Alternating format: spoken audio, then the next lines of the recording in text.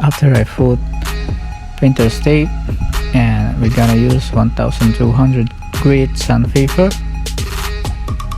and we're gonna using a water on it, and that's it.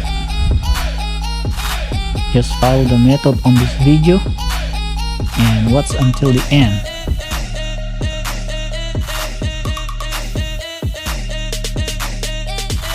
From here, I'm gonna start sanding the headlight lens until it becomes lightened and remove the dirt.